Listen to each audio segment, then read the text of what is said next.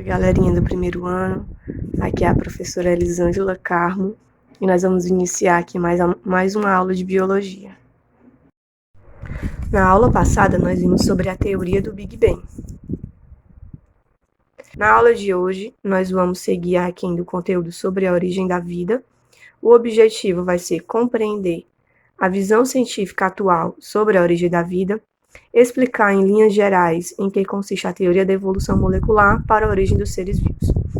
Muitas perguntas intrigam as pessoas desde o surgimento da humanidade. Uma delas seria como se originou a vida, como se origina a vida, como os seres vivos, né, se originam. Aí no século XVII existiam algumas explicações para a origem dos seres vivos. Uma explicação era do criacionismo, que os seres vivos eles têm origem divina, aquilo que já está lá escrito no livro de Gênesis, lá na Bíblia, e outras religiões também têm as suas explicações aí sobre as divindades criando os seres vivos. As pessoas que não queriam acreditar no criacionismo, elas acreditavam aí em uma outra teoria, conhecida como geração espontânea, ou teoria da abiogênese, que nessa teoria dizia que os seres vivos, as pessoas acreditavam que os seres vivos, eles poderiam se originar a partir da matéria inanimada, a partir da matéria morta. Continuando aqui, nós vamos ter aí uma comparação sobre o que diz a abiogênese e a biogênese, que veio se originar depois, a partir de alguns experimentos que foram realizados para derrubada da abiogênese. E nós vamos ver esses experimentos também aqui nessa aula. Aqui é o significado da palavra, né? Esse A em biologia, ele por muitas vezes ele quer dizer uma negação, sem, bio, que vem de vida, e gênese, origem. Então, acredita-se que os seres vivos, eles eram gerados espontaneamente, a partir da matéria sem vida.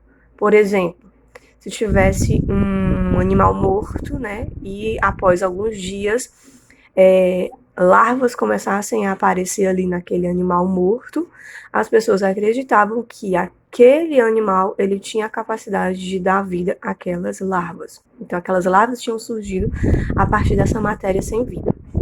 A biogênese, ao contrário, ela vem dizer, né, que os seres vivos eles só podem ser originados a partir de um ser vivo já existente, e isso é por meio da reprodução. Então agora nós vamos ver alguns experimentos que serviram aí para derrubar essa teoria da biogênese. Então, continuando, o primeiro experimento que serviu aí para a derrubada da biogênese, ele foi realizado por Francesco Redi, que embora tenha sido um experimento bem simples, esse experimento ele serviu aí para a primeira derrubada da teoria da abiogênese. Bem, as pessoas acreditavam que os vermes surgiam por abiogênese, como eu já expliquei no exemplo anterior. E eles acreditavam que a carne em decomposição ela teria a capacidade de dar vida a esses vermes. No entanto, Redi, ele tinha uma hipótese de que esses vermes, eles não se originavam, né, a partir dessa carne em decomposição, e sim que esses vermes eles eram estágios imaturos ou larvas do ciclo de vida das moscas. Então, Redi fez um experimento bem simples.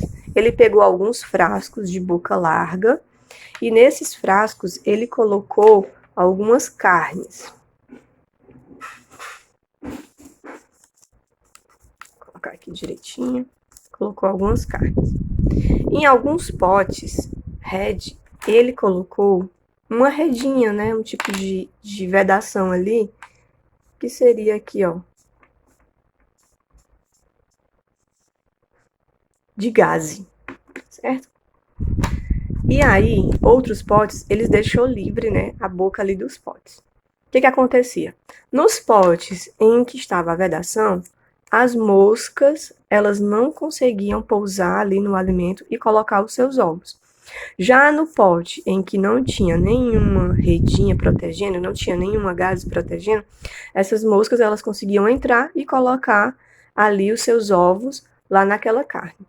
Então, depois de alguns dias observando, né, esse experimento, Redi observou que no frasco onde continha a gaze, as moscas não entraram, não colocaram os ovos, então não apareceu larvas. Mas já no pote em que as moscas entraram, colocaram os ovos, apareceram aí, depois de alguns dias, surgiram larvas.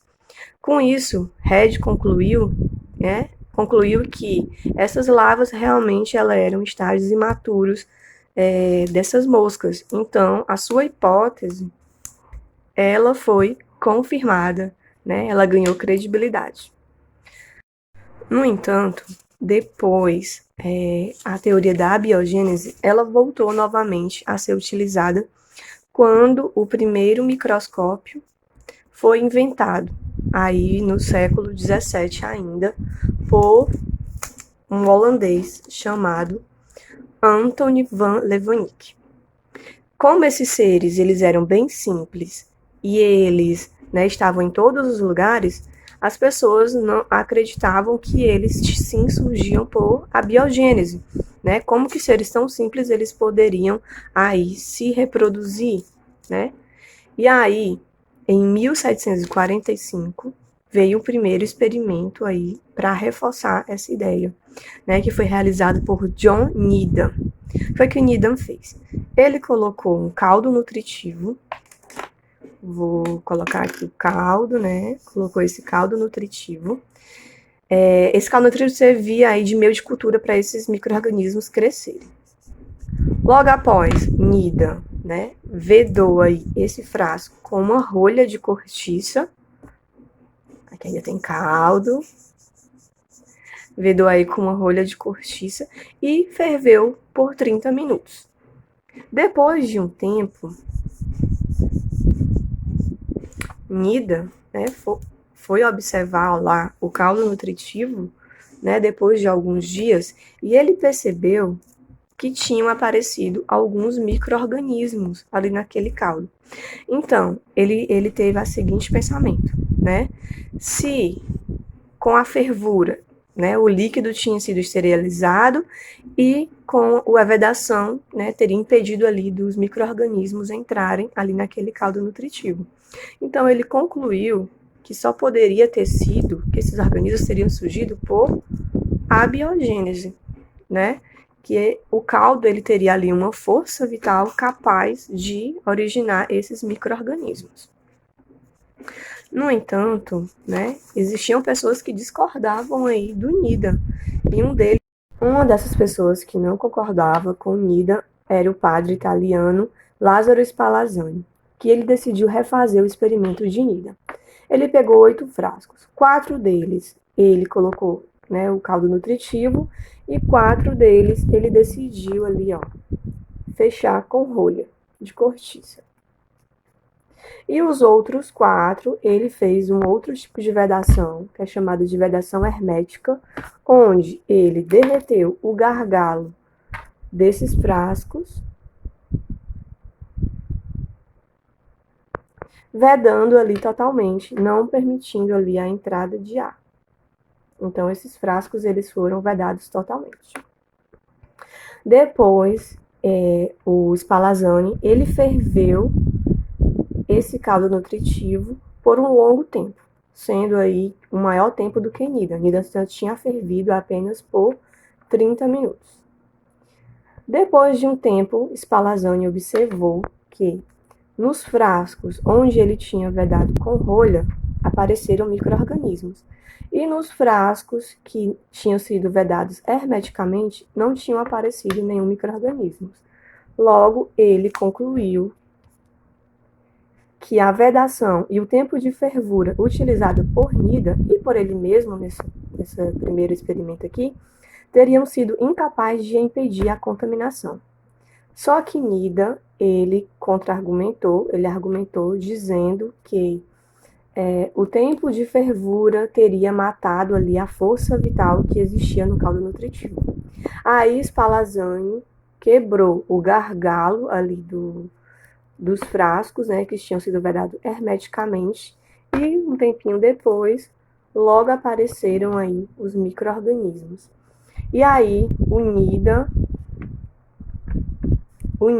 ele rebateu de novo, dizendo que agora o ar tinha entrado e tinha reacendido a força vital daqueles frascos. e nesse momento o Spallanzani, ele não tinha mais nenhum experimento, ele não conseguiu argumentar. E essa história continuou por muito tempo, aproximadamente aí um século, sem saber se os seres microscópicos, né, se os micro-organismos, eles eram originados de forma pela abiogênese ou por biogênese. Até que, em 1860, a Academia Francesa de Ciências resolveu ali dar um prêmio em dinheiro para quem resolvesse essa história de uma vez por todas. Foi aí que Louis Pasteur ele se interessou em resolver esse problema.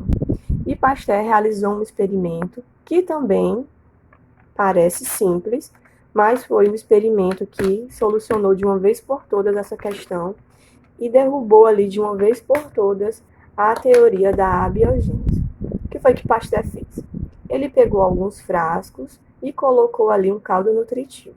Depois, ele aqueceu o gargalo desses frascos, curvando eles na forma parecida com um S invertido, né, que ficou conhecida como pescoço de cisne,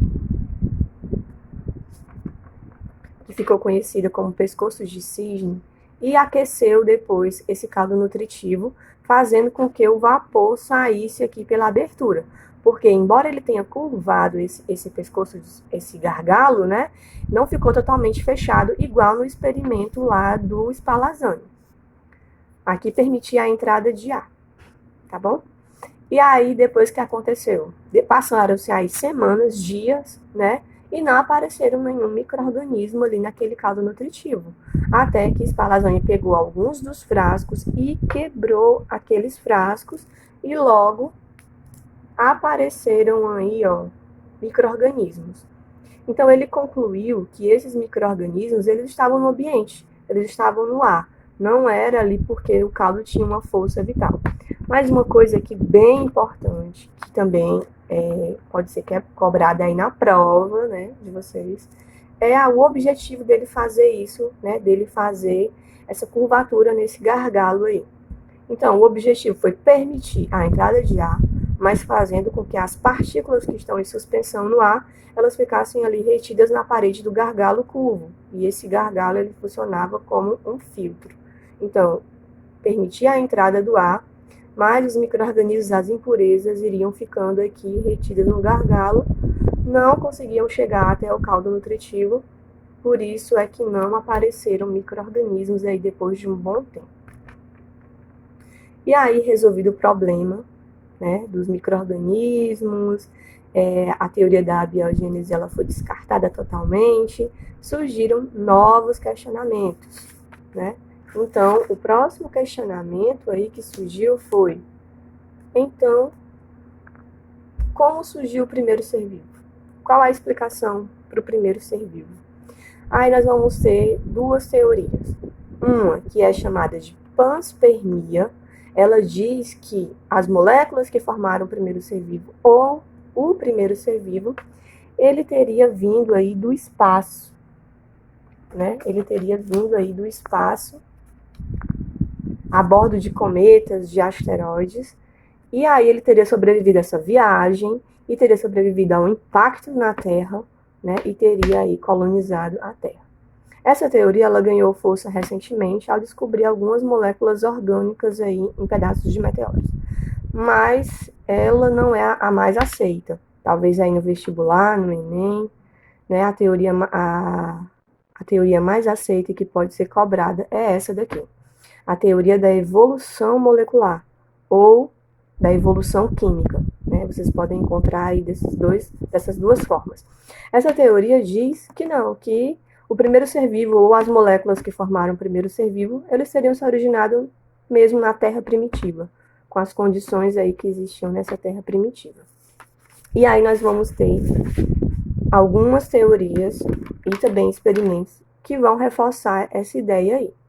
Uma delas é essa daqui, né, proposta por Haldane e Oparin, certo? Que ela, né, é uma teoria que vai falar algumas coisas importantes. Vamos aí. Aqui seria a simulação da Terra primitiva, como a gente viu na aula anterior, quando a gente viu lá a formação da Terra. No início a Terra era quente, né? Tinham vulcões, sofria aí muitas como é que eu posso dizer, erupções, né? Tinham aí constantes erupções aí, e essas erupções, elas colocavam para a atmosfera, liberavam alguns gases. Nós vimos lá que no início da Terra primitiva, esses gases, existiam alguns gases na atmosfera, e eram eles, né? Metano, amônia, hidrogênio e vapor de água. Então, esses gases eram liberados na atmosfera. Outras coisas interessantes que existiam na Terra primitiva: muitas chuvas, muitos raios, muitos trovões, a Terra era constantemente bombardeada por asteroides, temperaturas altas, né? E com o tempo foi se resfriando.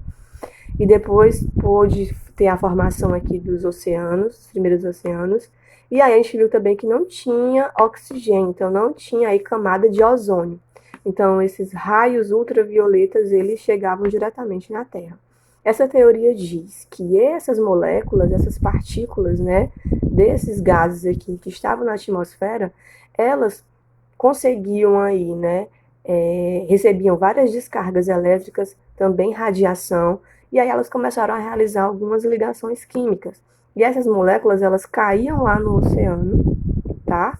Caíam lá no oceano, e lá no oceano elas começaram a formar aí uma sopa nutritiva. Imagine só uma sopa de letrinha, né? Eu tenho aqui essas moléculas, esses átomos, eles caem lá no oceano. Esses átomos, eles poderiam ser as letras, né? E lá no oceano eles começam a se ligar e formar as palavrinhas, tá bom? Galerinha, só explicar o que acontecia lá no oceano, quando essas moléculas, elas caíam aqui no oceano. Elas se agrupavam e começaram a formar moléculas orgânicas, né, conhecidas aí hoje em dia, né, proteína, carboidratos, lipídios, ácidos nucleicos, tá bom? Começou a formar essas moléculas orgânicas. Depois de milhões de anos, em volta aí dessas moléculas orgânicas, começou a se formar ali uma pequena películazinha de água, né? Que tornou o interior ali dessas moléculas orgânicas diferente do meio externo. Então, ali já começou a ter um processo de diferenciação aqui dentro dessas moléculas orgânicas.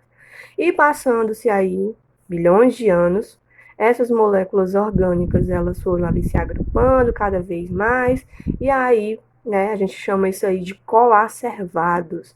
Na verdade, não é o primeiro ser vivo, mas é uma teoria que tenta explicar aí como que o primeiro ser vivo ele teria se originado, né? Depois daqui vieram a formação das células, né? Aqui, ó, essa películazinha de água, ela começou a diferenciar o meio interno do meio externo, é bem parecida com as membranas plasmáticas aí das células que nós conhecemos hoje em dia. E aí, também teve agora, né, um experimento que ele veio reforçar essa teoria.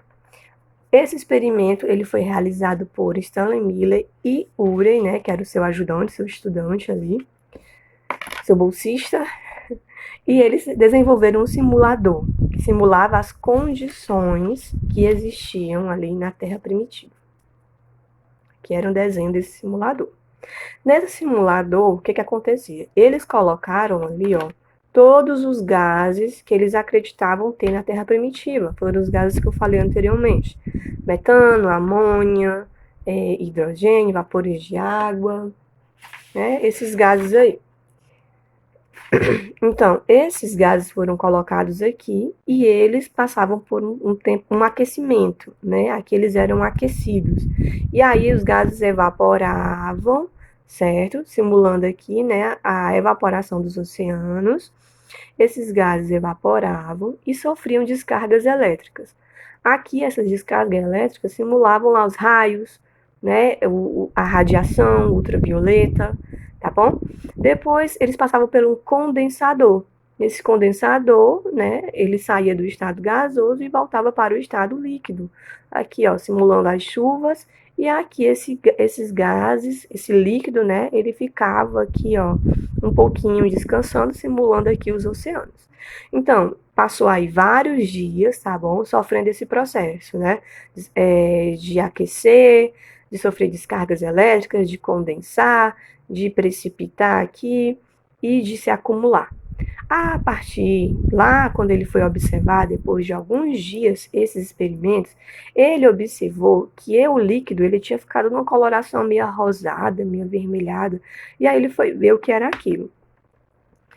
E aí, gente, para a surpresa dele, né, ele viu que ali tinham se formado algumas moléculas orgânicas que inicialmente ele não tinha colocado. Então, esse experimento ele deu muita força para essa teoria. Embora hoje ele seja apenas simbólico, porque não se sabe realmente ao certo se eram esses gases que existiam lá na Terra primitiva.